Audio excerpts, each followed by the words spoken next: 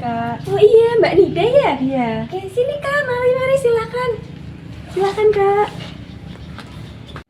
Assalamualaikum. Waalaikumsalam. Silakan. Silakan Kak, duduk sebelah sini. Ya. Silakan kan bisa duduk. Selamat datang Mbak Nida. Bagaimana perasaan Mbak Nida hari ini? Ya, kayak gitu lah, Mbak. Oke, sebelumnya terima kasih Mbak Nida udah berkenan buat hadir hari ini. Mungkin dari Mbak Nida ada yang mau diceritakan atau dibagikan? Ada sih, Mbak. Oke. Jadi tuh ya, Mbak, kalau boleh jujur nih, aku tuh ngerasa akhir-akhir ini tuh berat banget gitu, Mbak. Kayak beban yang aku tanggung tuh nggak ada habis-habisnya gitu. Aku kan juga anak sulung ya, Mbak. Jadi tulang punggung keluarga. Juga belum nikah juga sih. Terus saya tuh ngerasa kayak ya bebannya tuh semakin berat gitu, Mbak. Semua urusan dari urusan orang tua, adik-adik itu jadi tanggung jawab saya gitu. Terus juga lama-kelamaan tuh saya ngerasa kok saya kayak robot gitu. Apapun dilakuin terus gitu tanpa henti. Awalnya aku mikir tuh kayak oh aku bisa gitu. Tapi kok lama-lama kayak berat banget gitu, Mbak. Dari ngurusin orang tua, mulai dari kesehatannya, terus kebutuhan sehari-harinya, terus juga kayak untuk waktu buat aku sendiri tuh kayak nggak ada gitu loh, Mbak. Terus juga saya tuh sulit tidur, Mbak. Kayak setiap mau tidur tuh udah malam itu masih kayak bekerja gitu otaknya. Tengah malam juga kadang-kadang bangun. Terus kadang juga kepikiran masalah biaya tagihan, terus ke jadwal ke dokter orang tua saya, habis itu tugas-tugas kantor. Jadi kalau kayak gitu tuh bikin aku stres banget gitu loh, Mbak. Oke, jadi Mbak Nida merasa sangat terbebani ya, bahkan merasa kesulitan buat istirahat karena kayak Mbak Nida bilang tadi pikirannya itu terus bekerja gitu. Nah itu pasti sangat melelahkan ya buat Mbak Nida ya. Kayak gitu, terus apakah ada nih saat-saat tertentu yang membuat Mbak Nida tuh ngerasa beban itu sangat berat, itu ada nggak Mbak? Kalau itu banyak banget, Mbak. Jadi kayak misalnya waktu itu orang tua saya tuh harus masuk ke rumah sakit. Nah saya tuh harus ini, Mbak, ngambil cuti dadaan, cuti kerja. Terus ngurus orang tua ke rumah sakitnya itu mulai dari administrasi, terus jaga dari siang sampai malam, itu benar-benar kayak full gitu loh, Mbak. Terus juga saya tuh harus koordinasi ke dokter sama ke perawatnya, kalau lagi ada apa-apa kan harus bilang ke mereka gitu ya, Mbak. Terus habis itu saya tuh ngerasa capeknya tuh karena bolak-balik gitu, Mbak, dari kantor ke rumah sakit, dan itu tuh bikin aku capek banget gitu.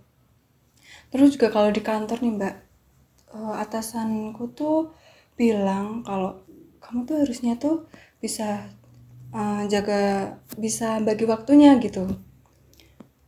Cuman ya saya tuh kayak ngerasa ya bisa nggak ya gitu, aku bisa nggak ya. Terus kadang teman-teman saya tuh juga tuh kan udah punya keluarga masing-masing ya, Mbak. Jadi mereka tuh ada gitu temen, maksudnya ada yang nemenin gitu. Kalau saya tuh ngerasa kayak kok saya sendirian gitu, Mbak.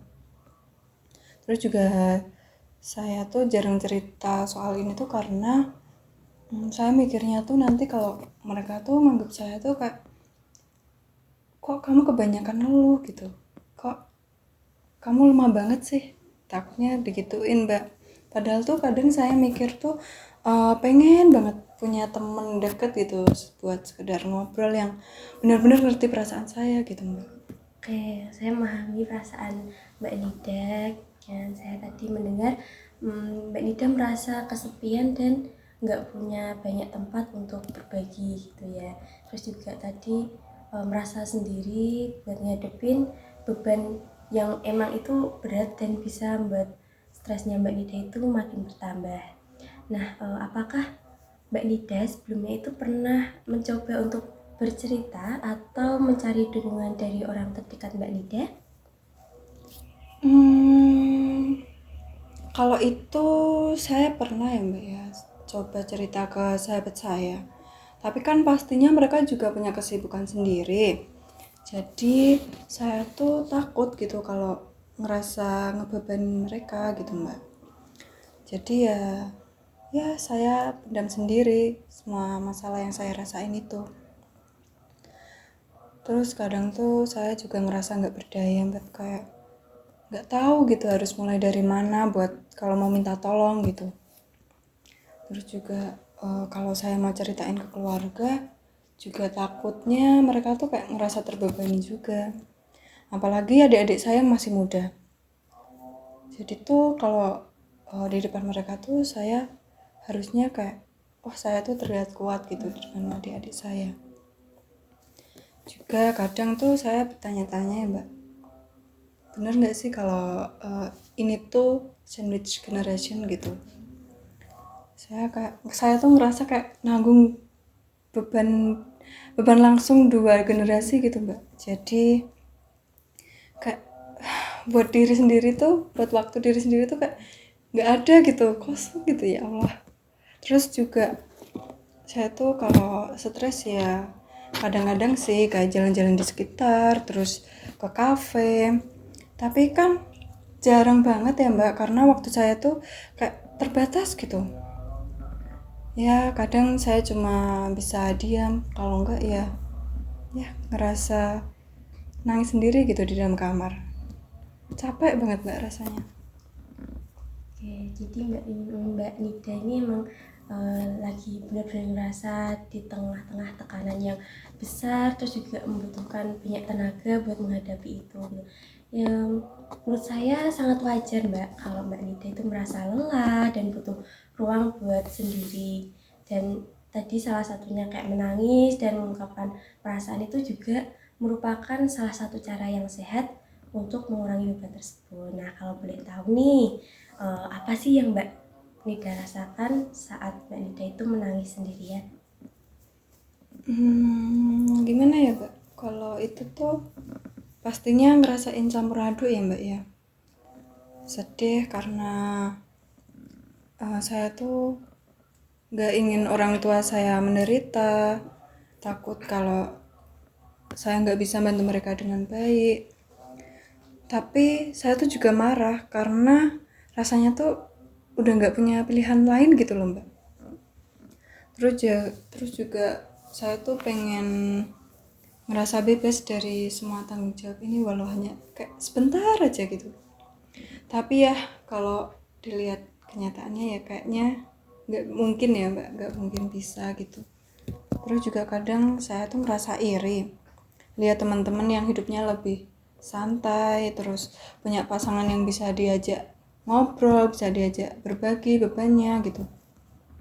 Saya tuh ada sih mbak, ada keinginan buat punya keluarga kecil yang kayak teman-teman saya gitu yang bahagia dan lain sebagainya itu.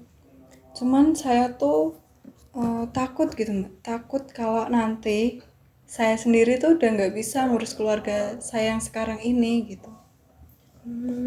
Rasa banget ya Mbak ya, bahwa Mbak merasa terjebak dan terbagi antara tanggung jawab pada orang tua dan juga keinginan Mbak Nida sendiri gitu. Nah, perasaan seperti itu emang kerasa berat banget pastinya. Tapi apakah Mbak udah pernah coba untuk mendiskusikan dengan orang tentang gimana buat memulai membagi waktu atau membagi beban gitu, apakah sudah pernah Mbak Nida coba Mbak sebelumnya? Kalau soal itu saya belum pernah benar-benar bicara ya Mbak ya. Jadi saya itu bingung sih Mbak, bingung mulai dari mana pembicaraan itu. Jadi kadang-kadang saya tuh mikir, saya tuh bisa ngelakuin semua ini sendiri. Saya kayak ya pengen banget sekali-kali berbagi beban gitu Mbak. Kadang tuh pikiran saya tuh kemana-mana gitu Mbak, mikirin banyak hal. Kayak misalnya saya mikir kalau saya sendiri tuh nggak cukup baik sebagai anak, sebagai pekerja juga, terus juga sebagai saudara buat adik-adik saya, terus paling penting tuh buat saya sendiri gitu loh Mbak. Terus juga saya tuh mikir sih kalau saya tuh benar-benar harus bisa nyenengin orang lain gitu Mbak. Tapi tuh saya tuh benar-benar capek banget gitu rasanya tuh. Oke, saya memahami perasaan Mbak Nida. Emang kadang pikiran kita itu bisa membuat kita terjebak dalam standar atau keinginan yang tinggi gitu. Untuk baik itu untuk orang lain dan untuk diri sendiri. Nah, nanti mungkin kedepannya kita bisa coba buat belajar bersama gimana caranya buat mengenali pikiran-pikiran atau masalah-masalah itu dan mencari cara untuk mengelolanya supaya Mbak nggak ngerasa terbebani terus gitu ya Mbak ya. Nah, bagaimana menurut Mbak terkait hal itu tadi? Saya pengen Mbak belajar itu. Tapi ya itu Mbak, saya masih takut kalau nggak bisa gitu.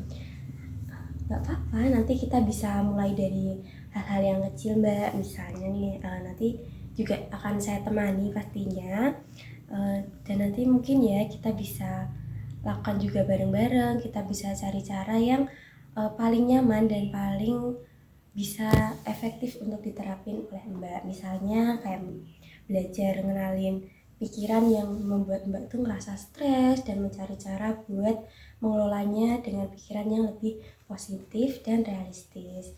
Nah, gimana menurut Mbak Nida? Kalau kayak gitu saya mau coba deh Mbak. Saya butuh banget bantuan ini. Oke, bagus banget itu. Selain itu, gimana kalau misalnya nanti kita coba buat jadwal harian yang lebih struktur supaya Mbak bisa memulai meluangkan waktu atau mengendalikan mengatur waktunya itu untuk diri sendiri walaupun itu sedikit. Nah, mungkin nanti bisa kita mulai dari hal kecil seperti misalnya 10 menit di pagi hari itu untuk jalan santai atau melakukan aktivitas yang Mbak suka. Itu bagaimana Mbak? Apakah itu memungkinkan untuk dilakukan?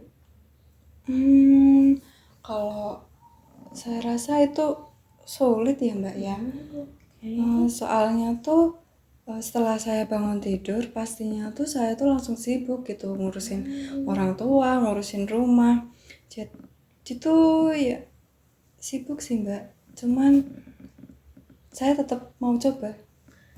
Oke, atau mungkin nanti kita bisa coba cari celah waktu yang paling memungkinkan, Mbak.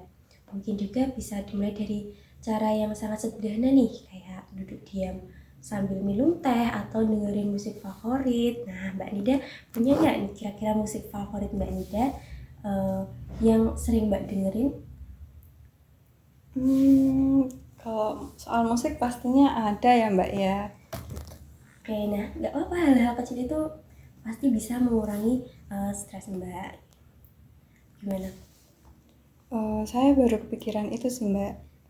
Kadang juga saya tuh ngerasa aneh kalau cuma duduk diam tapi nggak ngelakuin apa-apa gitu. Tapi ya saya mau coba deh Mbak. Oke, bagus sekali tuh Mbak Nida. Nah, hal-hal kecil seperti itu bisa banget, bisa sangat berharga untuk kesehatan mental Mbak. Selain itu, apakah Mbak Nida udah pernah coba buat minta bantuan ke keluarga atau layanan kesehatan buat membantu urusan orang tua Mbak tadi terkait kontrol dan sebagainya?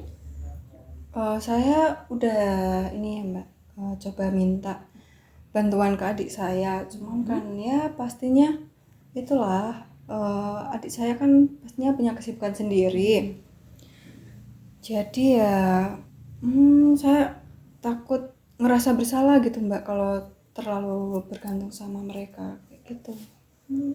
It's okay, rasa bersalah itu sangat wajar, tapi perlu diingat bahwasanya meminta bantuan itu juga bagian dari menjaga diri dan menjaga keluarga. Nah nanti kedepannya kita mungkin akan coba buat strategi gitu ya supaya Mbak bisa mulai mengatur beberapa tugas atau beberapa masalah Mbak supaya beban Mbak itu bisa berkurang seperti itu.